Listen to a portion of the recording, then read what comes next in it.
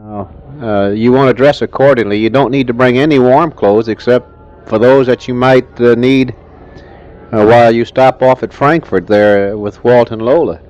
Um, like I say, the temperatures over here are in the high 80s, and the evenings and mornings they will range in the high 70s. So uh, you don't need any woolens over here during the period that you're going to be over here with me.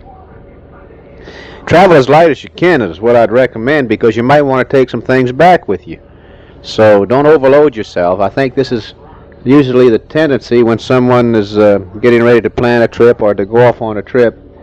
The tendency is always to take a lot more than what's actually required. As long as we have hotel service, I'm sure that they'll have a cleaning service, and it's better just to bring a couple of light dresses or maybe one suit or so, and if we have to, we'll just go ahead and resort to cleaning one or having some washing done right there in the room maybe. So don't travel too heavy. That's the main thing. I'm just going to have one suitcase, and I might have a suit or two, and that's going to be about it, with the exception of a couple of changes of underwear, socks, etc. So don't travel too heavy, and then this will give us room to pick up a few items to bring back. During my stay in Saigon, of course, I checked on my leave status, and as usual, everything is snafu'd, but I think I've got them winding this up for me. I'll definitely get my leave, so don't worry about that.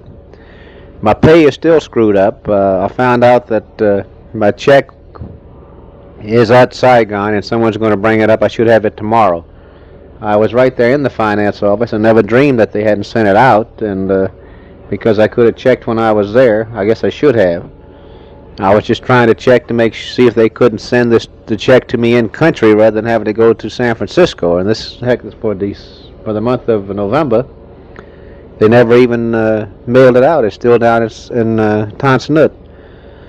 Another thing, it's about $1,000 too much, I understand, and I'll just go ahead and bank it here and keep what extra overpayment they might have paid me and leave it in the bank here, and because sure as heck the next check will be that much less. This way I'm getting the jump on them a little bit. At least I don't have to wait for my next month's pay, and it'll be a little bit more that we'll have an opportunity to draw on if we need some extra cash while you're over here visiting Bangkok. But I don't know. It's all right drawing this extra $4.50 a day TDY. No sense to kick a gift horse in the mouth, as I usually say.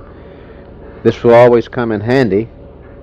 As a result, I don't have to write checks. I can just live off of my TDY, and actually even draw more than enough to live off of my TDY.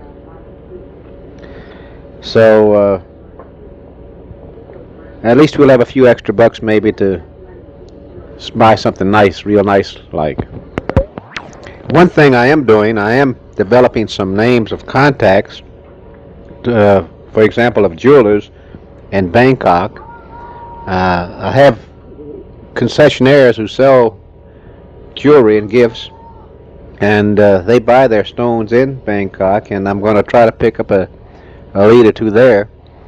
I also have a civilian who works in my security branch that was stationed in Bangkok, and he has some names, contacts he wants to give me.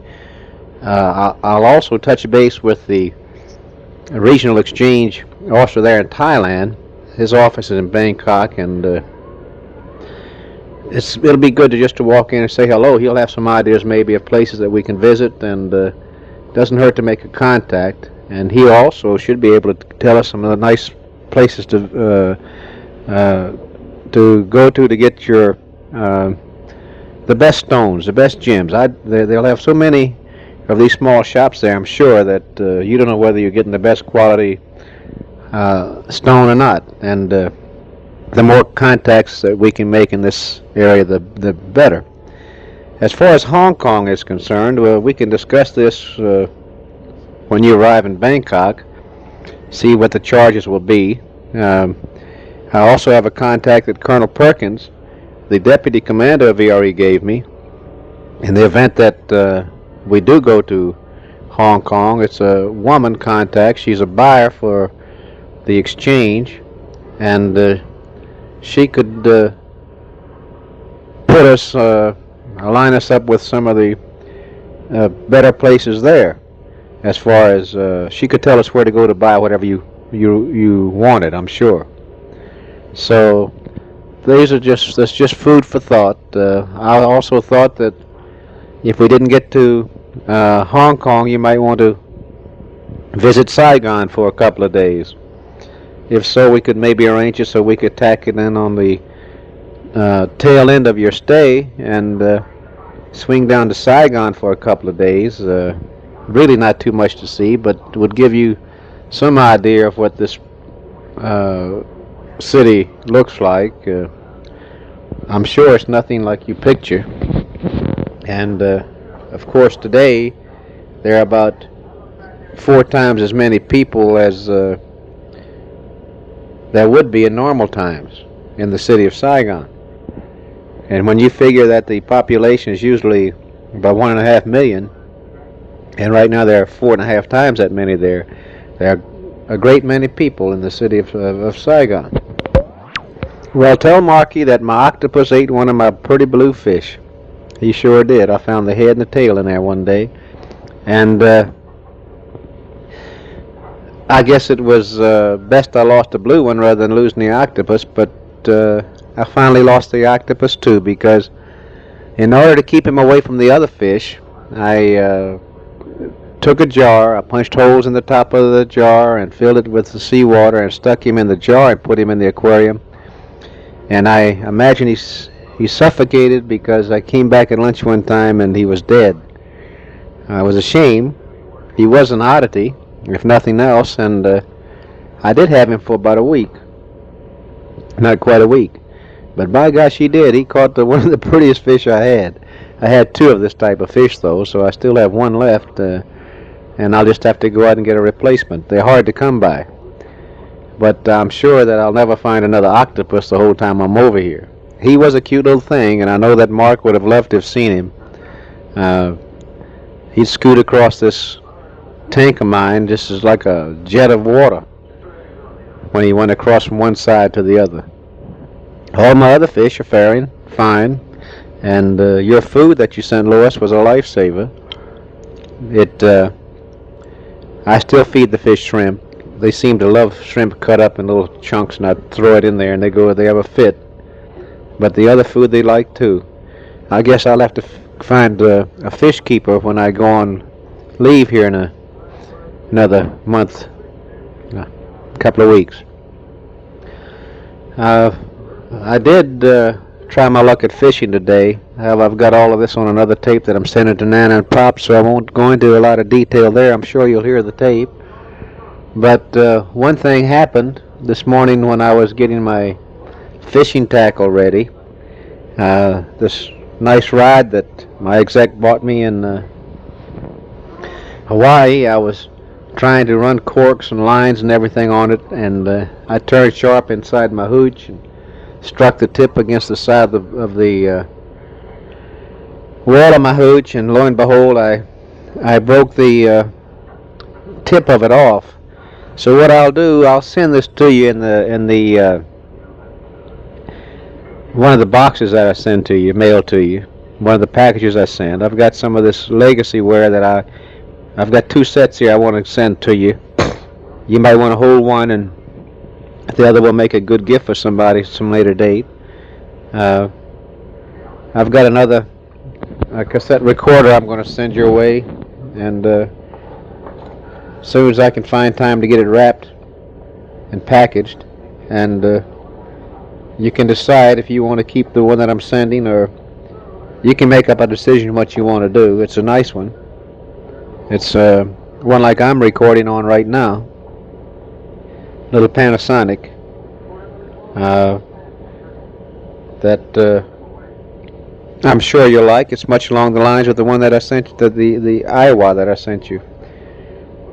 You mentioned Colleen and Joe wanted one, so I'll let you decide. what you want to do. Uh,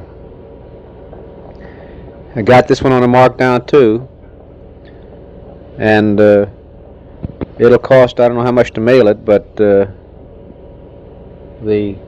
the price I paid for it was less than $15. So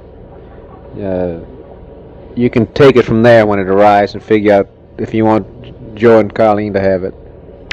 Well, how are you doing with your diet? I tell you what I'm going to do. I'm going to stop this a minute, and I'm going to walk over and climb on the scales and see how much I weigh now. Well, they said 142 with my combat boots and my fatigue trousers on. I don't have a shirt on, but that's not bad. Heck, way less than 140 stripped, and just spent all day today out on the beach getting a beautiful suntan. I know you must hate me with all the snow or cold weather that you must be experiencing back home. It's just beautiful over here. The rains have held off for the last couple of days. I think earlier this week when I was in Saigon, they had rain about every day. Well, a little bit last night, but all day today it was beautiful sunny skies. And like I say, I spent it fishing, and but I didn't catch anything. My trip to the beach and all is on the tape that I sent down on Pop. But it was a beautiful day. I sat up on the rocks for about 3 hours with just my bathing suit on and my little fatigue cap, and tried my luck at fishing. But you can send me, and there's no real big rush, but you know those little spot rigs that we use to put two hooks on when we go spot fishing and put a sink on the bottom? Send me about a half a dozen of those. I lost the last one I had today. And also some small sinkers. Even some of those little barrel type that you squeeze on. You know what I'm talking about. Trey knows what I'm talking about. The little clip-on, real light ones. Because sometimes I use a float, and all I want is just a bare minimum weight to take the bait down a little bit. And if you send me anything, I know I've already received some Christmas presents, but if it's along the line of fishing, and not too much either, I've got quite a bit, spoons and all I don't need. I've got quite a bit of that type. But mostly I could use some wire leader. I don't have any wire leader. And some bigger hooks like a bonita hook for a shark or a barracuda. Because if I catch live bait, I use live bait, and I need a big hook to hook through the back of the fish. When you get the tip I send you, this broken tip I'm going to stick in the box, get a tip for a rod that'll fit the broken end of the tip that I sent you. The tip opposite the one that the tip is on. Because that's the size of the piece of rod that I'm going to have to put a tip on. And there's no rush on that either, honey. Just whenever you find time. But because every Sunday I'm going to be down here fishing or fooling around the water. I received a couple of cards today. One from Lois and her husband and Aunt Mary in Sandston, Virginia. Very nice little note from Mary asking me to write her. God bless her. And telling me that she's thinking of me quite often, so I'll definitely must get a few lines off to her. I can't believe that next week's my birthday. I've got to get a card off to Juanita. I'll also go ahead and order the little peony tree for her and send it to her, because there's no telling. You're probably going to get something from her some way, shape, or form, I'm sure. For Christmas, and in fact I know you are going to get something, so I'll do that for you. I'll go ahead and send her that little peony tree, glass peony tree. I imagine it. She'll never get it by Christmas, I don't think. She might. I'll have it airmailed. Get my order in the first thing tomorrow. We're here to help me eat these potato chips. And some of this dip tastes mighty good. But I can afford a little bit of this now, I guess, because I'm holding my own as far as my weight is concerned. I still don't go in for a large breakfast or dinner, and I throw a few vegetables on my plate now during the evening meals. So as long as I hold this weight that I have now, I think I'll be doing pretty good. Well, Beth, sweetheart, how's my blue-eyed angel? Daddy sure misses you, and I just love those pictures that Mother sent of both you and Susie. And you know, Santa Claus is coming before long. In fact, he'll be there just a short time after you receive this tape. I know. And Daddy just wishes anything that he could be there with you on Christmas Day when you open up all of your packages, both you and Susie. I sure am going to miss you this Christmas. Daddy will be over here all by himself, but he has a pretty little Christmas tree. Daddy has a little Christmas tree already, and it's sitting on his table. It's a small one. I guess it's about 2 foot high. Silver one with green tinsel-like and little silver styrofoam balls, I guess they are. But it's pretty, and he's already got some packages under it too. Some that Mama sent and some that other people have sent, including a couple of birthday presents, one from Nana and one from Mom. So Daddy will have a Christmas too, and he'll make the most of it. But Daddy sure wishes he could be there with you and Susie. You be good girls and help Mom. And I love you very, very much, Beth, and I love Susie too. And when you go to sleep at night, look for me in your dreams. It won't be too many more days, and Daddy will be coming back home to you. Daddy's tour here is almost half over, so pretty soon he'll be on the downhill swing. I can't believe that I've been here that long already. It just seems impossible. The first few days seemed like they would never pass by, and then all of a sudden you turn around and wake up and your tour is half over. So it is amazing how the time has seemed to fly. I did know that next month the commander of APHIS, Dallas, Texas, is supposed to visit, probably while I'm on leave. Although if he's going to come here then, he's just going to be out of luck as far as I'm concerned, because my plans were formalized way long time before his, and I don't think they'll mind this at VRE headquarters. They know that when I plan to take my leave, I had to get their approval, and they haven't denied me my leave because of the visit, and so I'll go ahead and go along with it. I don't know, Lois, whether I gave you a rundown on what I requested for my assignments, but I'll just go through it real quick, like again. My first choice was an embassy assignment, preferably in France or a French-speaking country, or a mission mag assignment in a like country. I doubt very much if this will come about, because I don't believe that they will let me go on another overseas tour from here. My second choice, if they gave me an overseas tour, would be in Hawaii, in PACX headquarters, and I've so expressed my desire to General Bailey. I do know that there will be a vacancy taking place there for a Lieutenant Colonel Air Force type about the time that I'm scheduled to leave here. Actually, I think it's a month earlier. It's a protocol type of a job in which I would be welcoming senators and etc. and so on and so forth into the area. It could be something that could prove to be quite valuable at some later date. Who knows?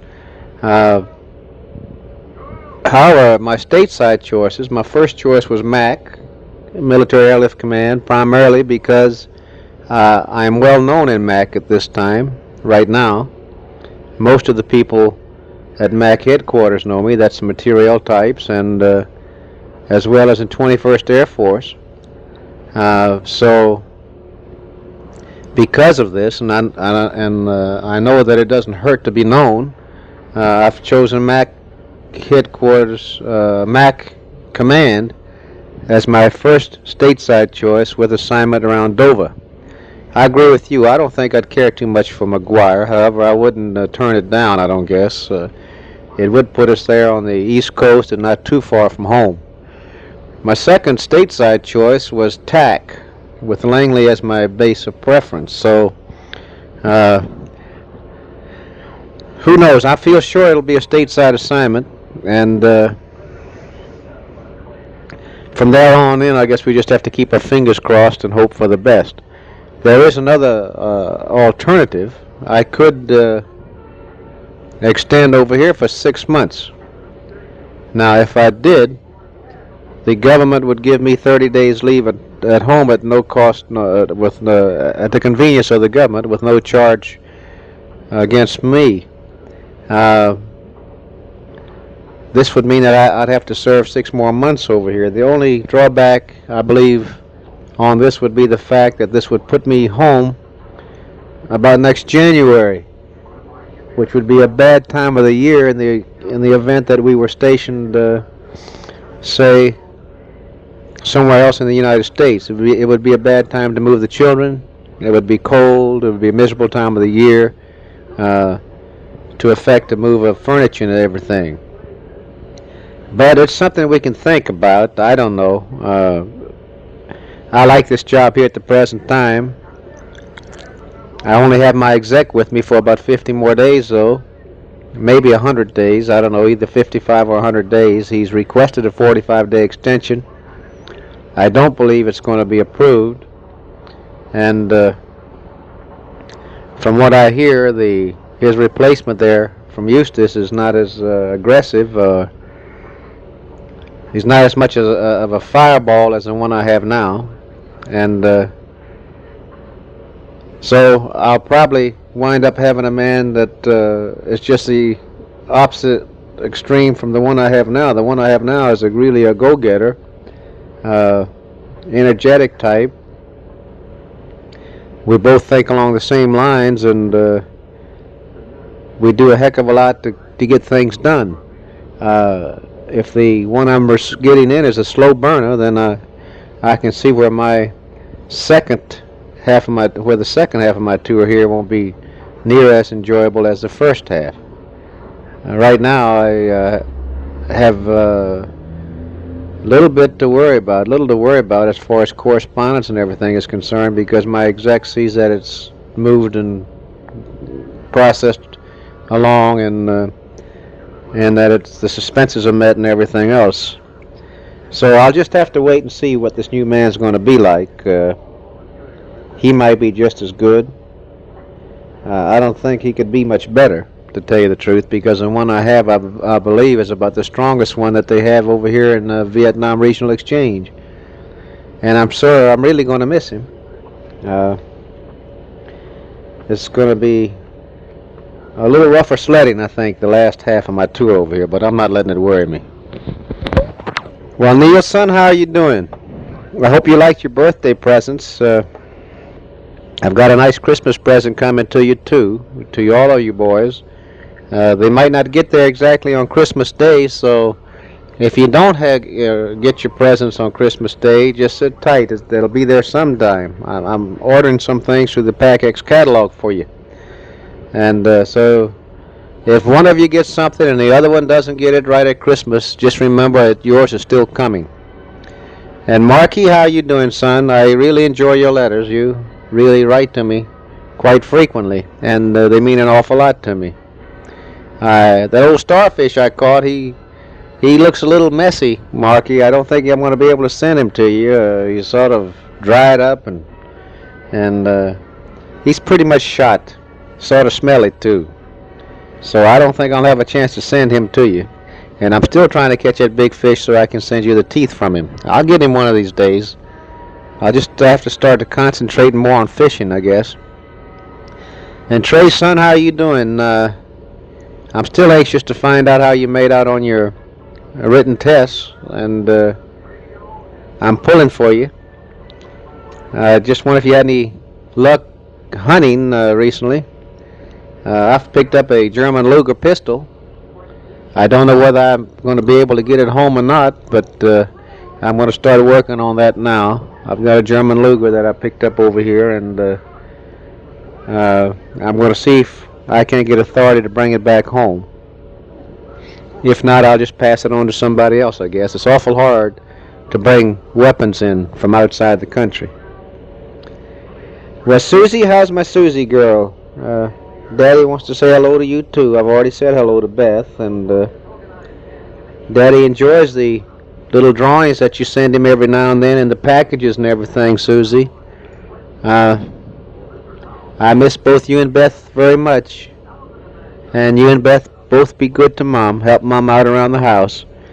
And talk to me some more on the tapes. I just love to hear you sing your songs and recite your poems and talk on the tapes to Dad. And Daddy wishes everybody at home a very, very, very Merry Christmas. I'm going to be thinking of all of you. And wishing that I were there with you. One thing, I know that the grandparents will be glad to have you children there with them. It's been a long time since they've shared a Christmas with you, too. So Daddy will have to take a rain check this year, but my heart will be there with you. And I just hope that Santa Claus is awful good to all of you. I see that I'm running close to the end of the tape now, and I guess I'd best get ready to sign off. I'm well. Got a little sun today. I can feel it on my face and on my arms, on my tummy a little bit. I've got to get out here and run around a little some and harden up some of these muscles of mine, I guess. And sweetheart, I'll be patiently awaiting our get-together in Bangkok. As things stand now, I'll probably arrive there sometime on the 16th of January. I'll check on the January schedules. They could have had some changes in the dates of their flights to Bangkok from Cameron, but I'll check and I'll keep you posted on this. In the meantime, be sure you send me the name of the hotel where you're going to be staying, and so I can get in touch in case something should happen and my plane is delayed here or something. I'll have some way or means of contacting you and letting you know. I can always call in and leave a message there. At any rate, if you get there before I do, you just stand by at the hotel and I'll be there sooner or later. I guess I better get ready and sign off for now. Tell everybody at home hello for me. I love you very much, Lois, and like I say, I'm just patiently waiting our get-together in Bangkok. So good night for the 13th of December.